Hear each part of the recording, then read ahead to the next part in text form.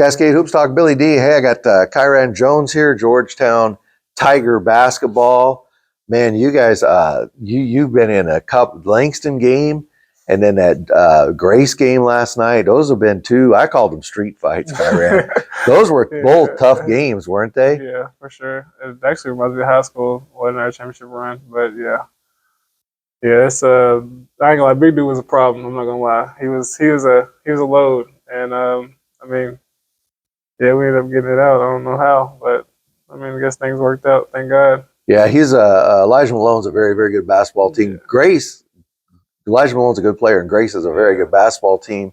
I thought though that you guys kind of took charge of the action really about halfway through the first half, and you were able to control the pace. And then in the second half, when you were able to you got so hot. Did you feel like you couldn't miss early in that second half?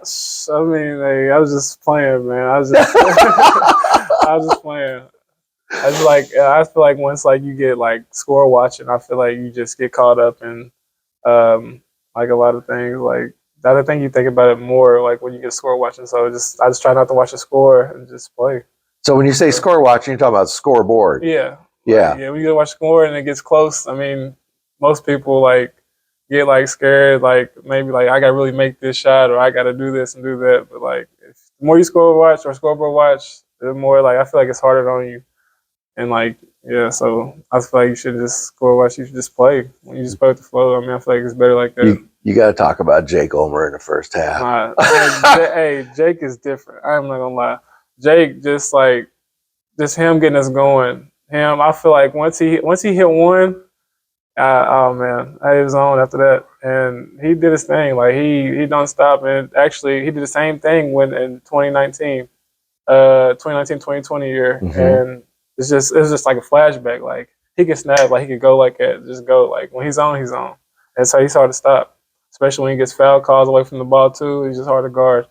So yeah. You know, it's not just his threes were huge. He scored 33 points. That was huge. But, you know, he's a senior, and he's clearly the leader of this team. His leadership is just huge on the court, isn't it? Yeah, Jake knows what he's doing. He's going to be Jake.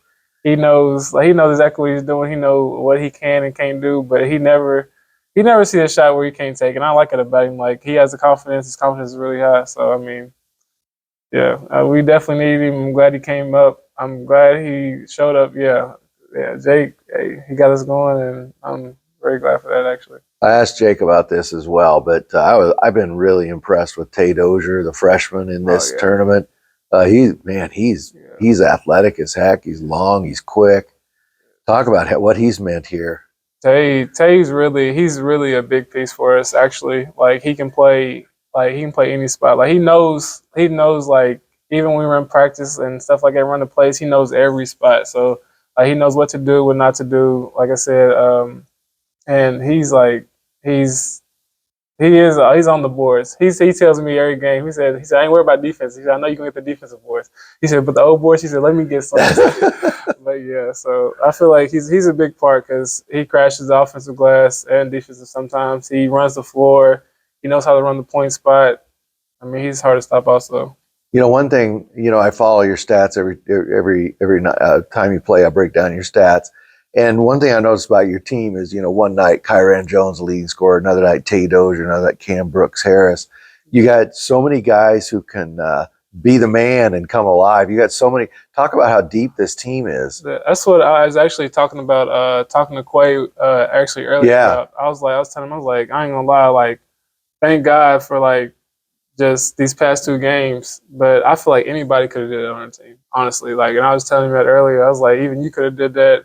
Like, we have Spikes, who's a good scorer. Yeah. We have Seth comes in. He's been getting shaky minutes. Shad's good. Shad was big for us in the first two rounds. So I mean, I just feel like, and Cam has been on. Like, Cam can get hot too. Yeah, absolutely. Too. Like we've seen all them guys score 10, 15 plus. So I feel like we're a good team. We're pretty deep for sure. So you knocked around just a little bit. You and I were talking before we started, but you settled in there at Georgetown. You've been a Georgetown guy basically your whole career. What's it meant to you to be a Georgetown Tiger? Well, just being here as a freshman, like when I first got here, I was like, I was new to college a little bit for real, just getting experience, and I didn't really know I was walking into a really winning program. Yeah, absolutely, yeah. And just like actually watching, my ratio year, just watching them just win games and how they compete in practice and how Briggs does things. Like he lets us play, but he knows when. Like he knows, like he's just that type of coach. Like he'll let you play, but then again, like he knows, he makes sure we execute good and all that. So like, I mean, just being around and seeing, like, even like we have a lot of vets come in and or past players come in and just talk about what it means to be here and all this, and like just the record we have of coming to the national tournament like 32 straight Yeah. times. And I can just, after that, like just seeing and being with Chris Coffey, Conway Nim, LJ Nim that was here, that made that run here. And I hate that they had to go out during the COVID year, but Yeah, it's not fair, is it?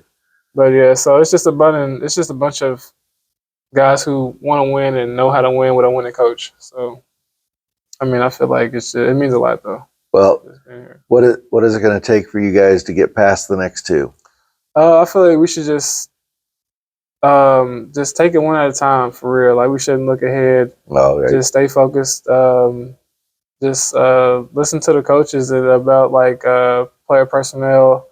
But I feel we should just lock in, and we play defense. Offense will come. That's what we tell each other. We just gotta stay together.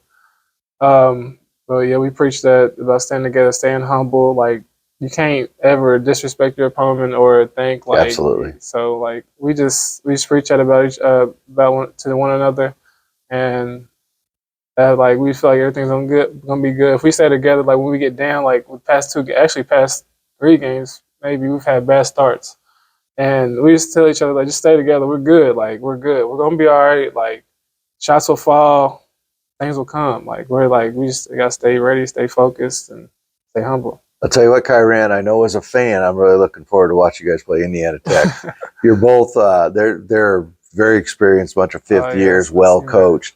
That's going to be a great game. Yes, I know everybody's probably locked up reading scout and looking at film right now, aren't they? Yes, sir. Yeah. Our assistant coach, Coach Rod, he's actually set up the film this morning, bright and early, before everybody woke up. So like when we was going to breakfast, he was asking if you see your matchup. So like I think the coaches are just as locked in as we are. Absolutely. So, I mean, that's a good thing about it, and I like that about us. Kyran, thanks for taking a couple minutes here on your off day. I appreciate it. Nice to meet you. Kyran Jones, Georgetown Tiger basketball. Thank you.